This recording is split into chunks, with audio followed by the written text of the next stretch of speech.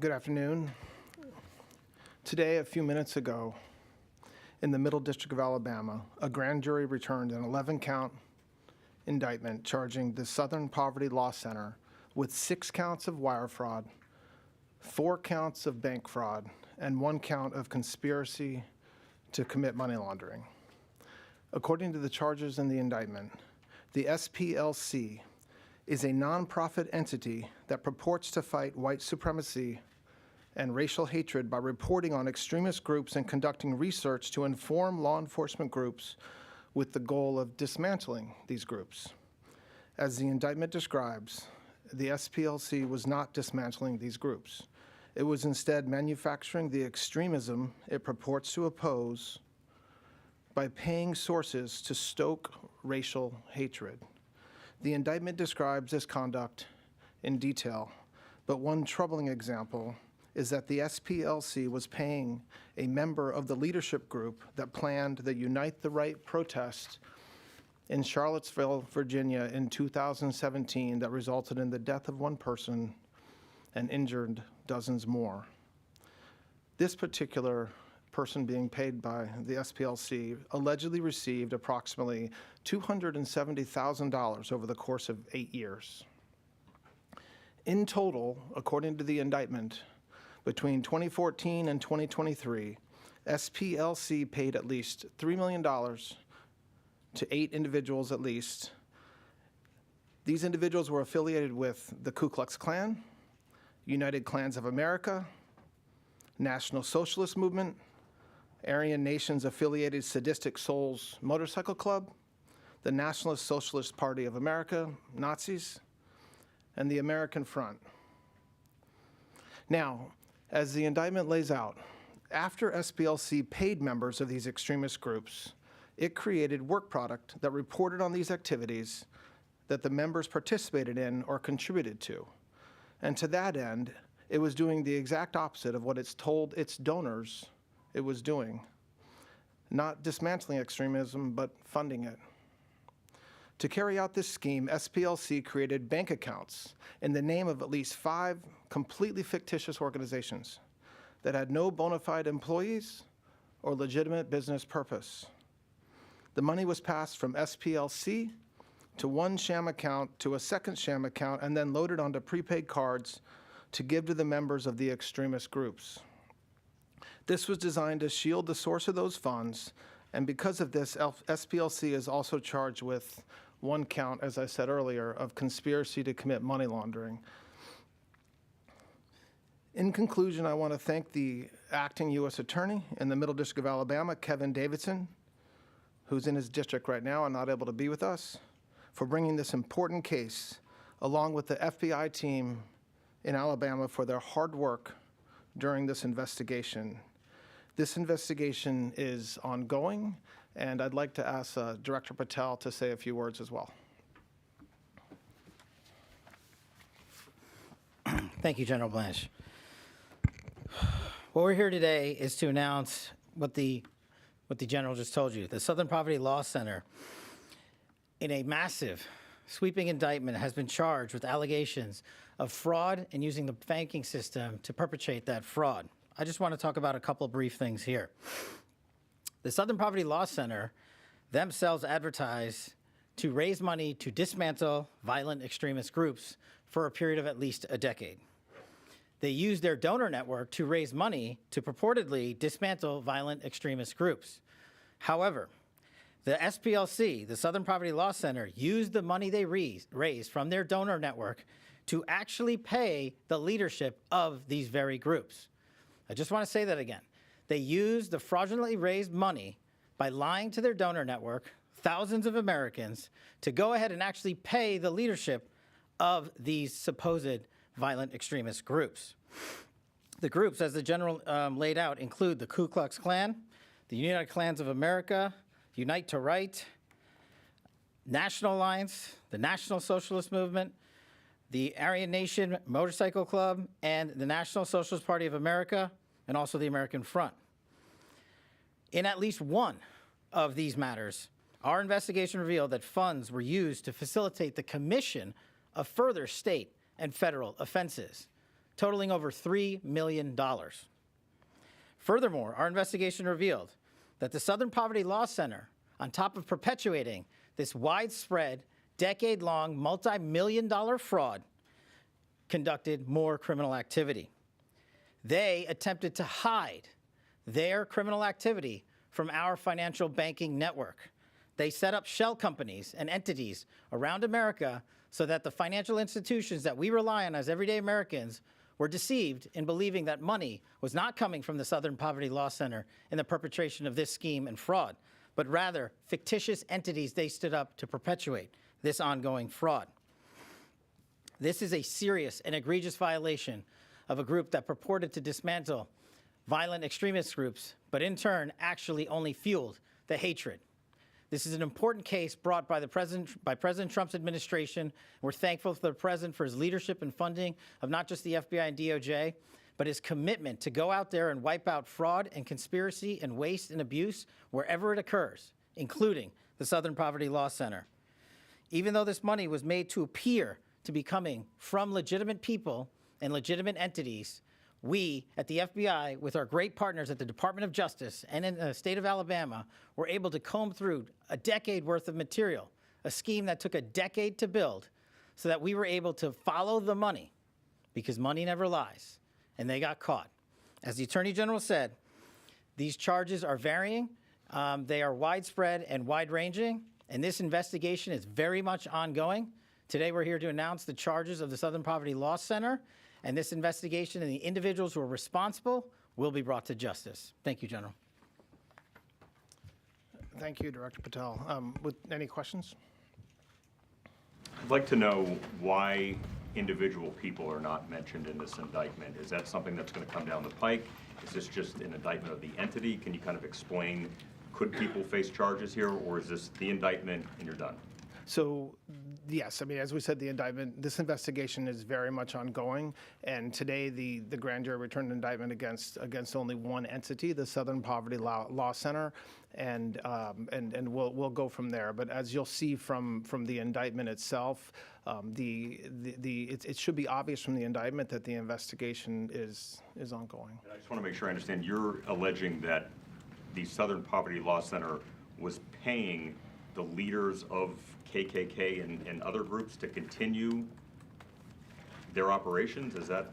I'm not alleging it. The grand jury returned an indictment that says that. And so what the investigation found, according to the indictment that was returned today, is that they were paying. So the Southern Poverty Law Center is raising money, asking folks to give them money to dismantle racism. And over a very long period of time, they were using some of the money they raised from donors to pay to, they called them field, basically to informants, for information, for access, to just pay them for certain, to do certain things. And so, yes, that's exactly what the indictment charges.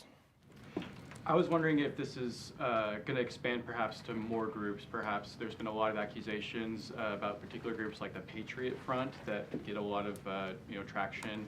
And more so, is the government, or is this indictment, I should say, making the case that some of these matters where they've tried at great lengths to sort of make connections to people on the right, Charlottesville was very much associated by the media with being sort of like part of a right-wing kind of thing, they're like good people on both sides type of thing. I mean, are we seeing a sort of the Southern Poverty Law Center was trying to create narratives using these types of groups to shape American public opinion? Look, I think what the Southern Poverty Law Center has said over the years is available for the world to see. It's on their website. It's in other forums. The indictment speaks for itself. I'm not going to talk outside the four corners of the indictment. It lays out what the grand jury found, and obviously there's a whole body of public information around what the Southern Poverty Law Center has done over the past several decades. Alex? I mean, in some of these instances, these are groups that have been either their membership has been dismantled or they've definitely fallen out of public view. I'm just wondering the legal theory of how, these payments allegedly went on to actually benefit the groups. Did you see the money go to the groups themselves rather than just the individuals who were paid informants, essentially? And then I have an off-topic after. So look, I want to be careful to keep any comments that we make inside the indictment. And so what the indictment lays out is payments to individuals who had leadership positions within these organizations. If that's what the grand jury found. And so to the extent that those individuals receiving, one received over $1 million, okay, to the extent over several years, to the extent that there's any link between that individual receiving the money and benefits to that organization, that's not in the indictment. But because again, it's not that individual who's charged with a crime. It's that individual was a informant or what have you. And it's Southern Poverty Law Center that made those payments to the individual. But it wasn't, look, the payments were not made to these individuals in exchange for a service separate and apart from their work within these organizations. So, that's I think speaks for itself. Just on an off topic, obviously you've read the Atlantic article that's now a subject of a defamation lawsuit brought by. I absolutely did not read that article, but go ahead with your question. I just, without, obviously it's up in litigation now, have you separately just heard any concerns, given your supervision over the FBI director, about any problems with drinking? I have a lot of concerns, and my concerns are completely around the anonymous reporting that comes forth constantly. That reporters have an obligation to report, and they have due diligence that they're supposed to do. And when an entire article is based on anonymous sources, and there's things in the article suggesting, for example, apparently that senior DOJ personnel were informed of something, that's me. I wasn't informed. No one called me about that. So, listen, I did not read that article. It is the subject of litigation, but I've already spent too much time talking about it. Next question. Go ahead. On that, Todd, I'm sorry. The FBI director is on camera with the U.S. Olympic hockey team chugging a beer. I mean, do you think that that's appropriate conduct for the FBI director? That has nothing to do with the article. I mean, look, there's complete hit pieces, and you guys are in this business, and you know what they look like, and the fact that you're asking repeated questions about them almost as an admission of such. But when you have a bunch of people who are hiding behind closed curtains, saying things but not willing to say it publicly, and there's certain parts of the article that are blatantly false because apparently I was told something that I wasn't, it's suspicious. In the back.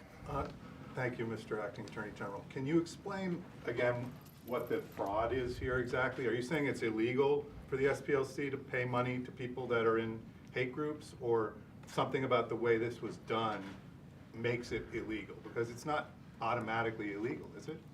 No, that's right. It's a good question. So, again, I summarized the indictment, and it's now public for everybody to read. But the Southern Poverty Law Center is a 501c3. Okay, they're required to, under the laws associated with a nonprofit, to have certain transparency and honesty in what they're telling donors they're going to spend money on, and what their mission statement is, and what they're raising money doing. And so, as the indictment points out, there's different ways that they raise money, and in no fundraising efforts that the investigation found did they say, oh, and by the way, we're going to give $1 million to the Ku Klux Klan. So that's fraud. So that's wire fraud. So, and then the bank fraud part of it is you have KYC, you have an obligation to tell your financial institution what the corporation or the entity that you're opening an account for does, and the allegations in the indictment are that these were fictitious companies that were set up, and so there was certain information sworn to by SPLC executives about what the entities were doing that we allege is false. Can I just follow up on? Can I have one follow up, Mr. Go ahead.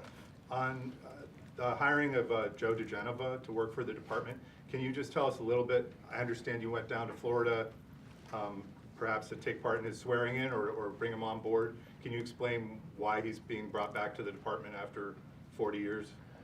So, I mean, look, I think that everybody in this administration, whether it's Department of Justice or elsewhere, we're always looking for good people. And he's somebody who has a deep bench. As you said, he's been in this business for decades. And when we had the opportunity to ask him to join the team and help, we readily did. I have an on-topic and an off-topic, if you'll allow me. Are you able to explain a little bit more about what led to this investigation? Were you guys tipped off by a former employee, or how did you guys discover this? No, I can't talk about that, but it's been going on for a long time. There was a time that it was shut down for a while during the last administration. I don't know why, and it was started again over the past year or so, and that brings us to today. I'm sorry, you mean the investigation began before this administration and then was shut down during the Biden administration? That's my understanding. I don't have information beyond what I just said around that.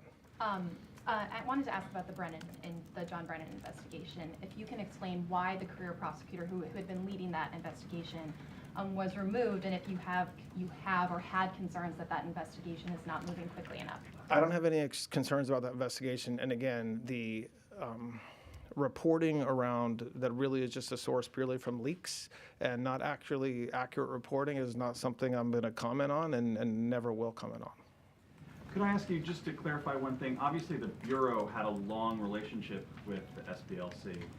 Is it your understanding that the previous leaders at the Bureau knew this was happening and didn't view it as a crime?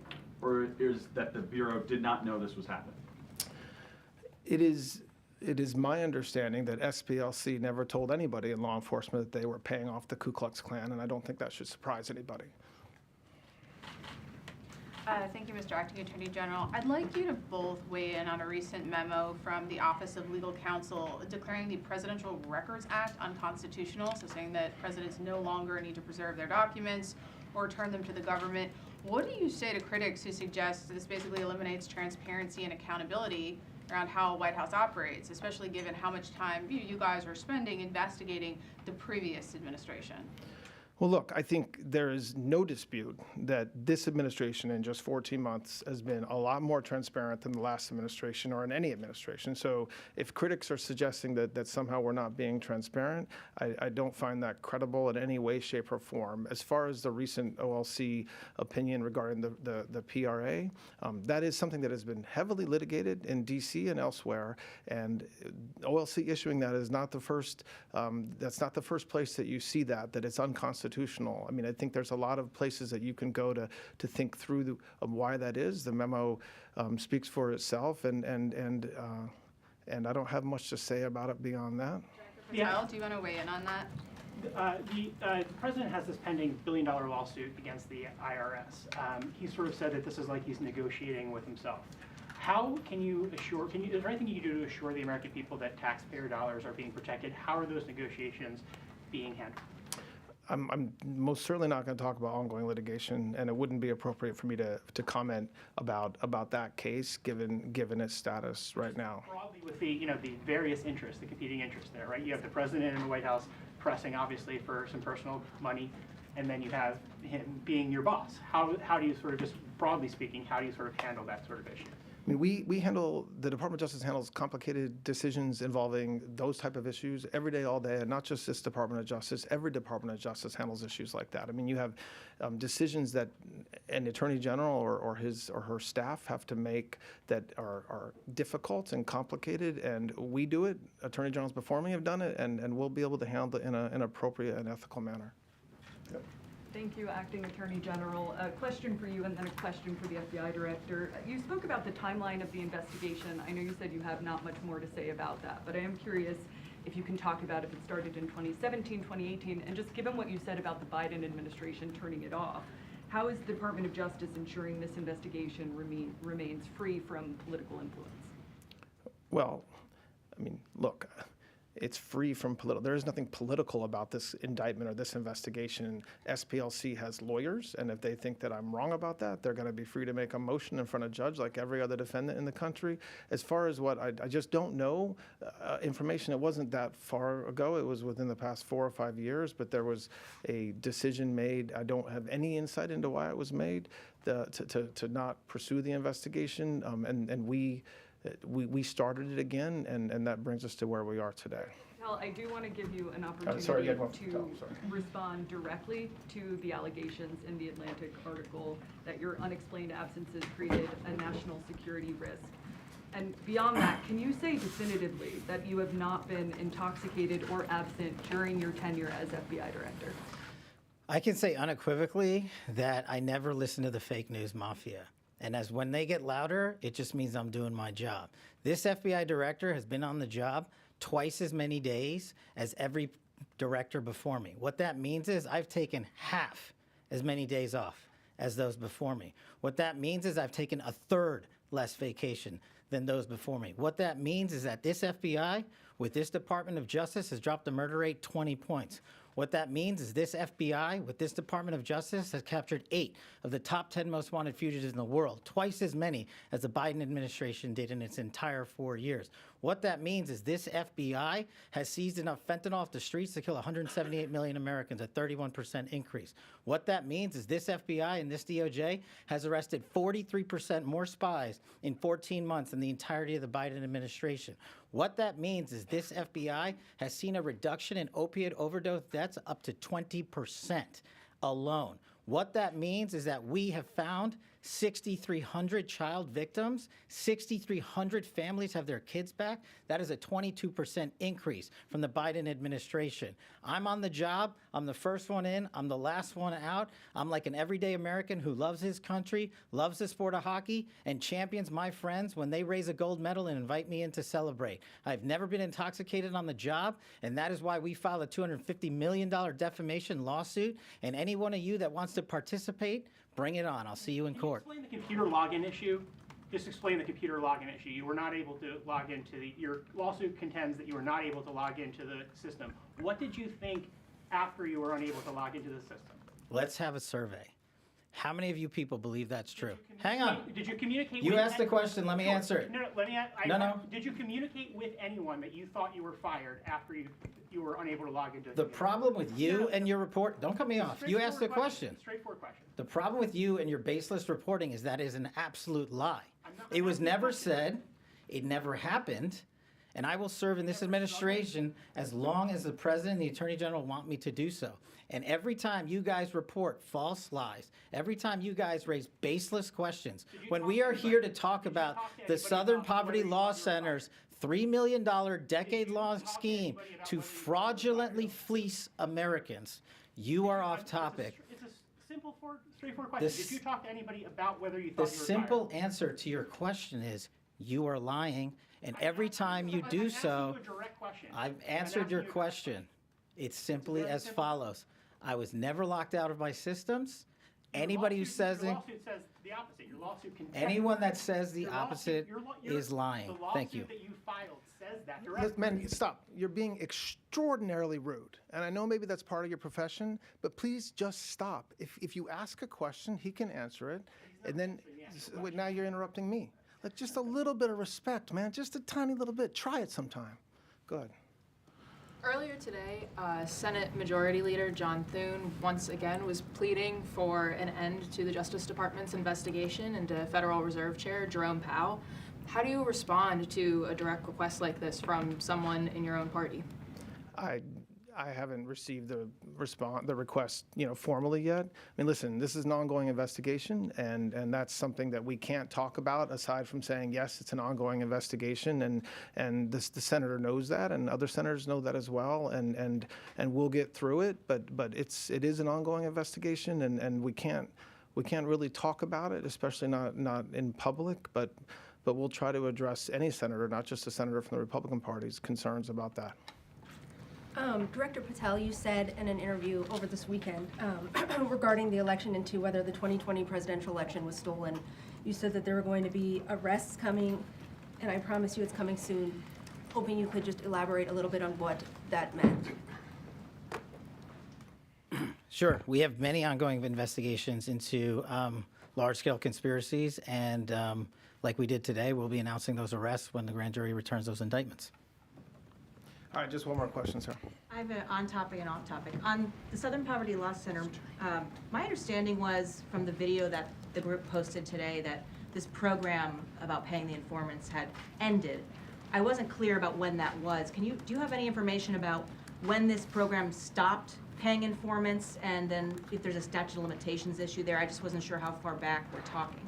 And then I have another on-topic one. So look, all I can tell you is the indictment alleges a very long period of time that includes up to 2023. So that's I can't speak beyond, when it, if anything has been happening since then, just what the grand jury found. And then I also wanted to ask a follow-up on Joe DeGeneva. Looking back at, he's been very vocal over the years about his thoughts about the 2016 investigation, about the intelligence assessment. One quote that he said in an article in 2020 was, "There's no doubt John Brennan was the primogenitor of this entire counterintelligence investigation. It was John Brennan who went to James Comey and basically pummeled him into starting a counterintelligence investigation against Trump. Brennan's at the heart of this." Given those prior statements, isn't there possibly a conflict of interest, or at the very least a perceived conflict of interest, having him oversee this investigation? And has he been vetted for conflicts prior to being hired at the Justice Department? I don't know.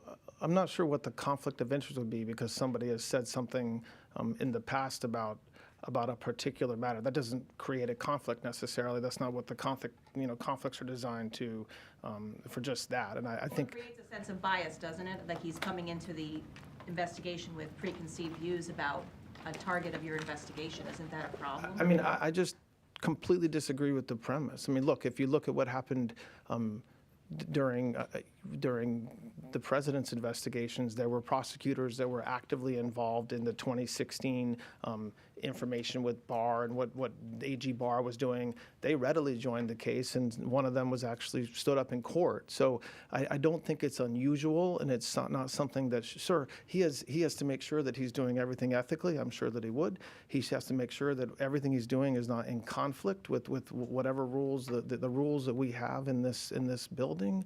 But the mere fact that he has spoken about his perception, he didn't have access to grand jury information. He didn't have access to witnesses, and so like any prosecutor, I expect that he will follow the facts, and those facts come from witnesses and grand jury information. All right, thanks a lot, guys. I appreciate it. One more quick one. Real quick. President Trump over the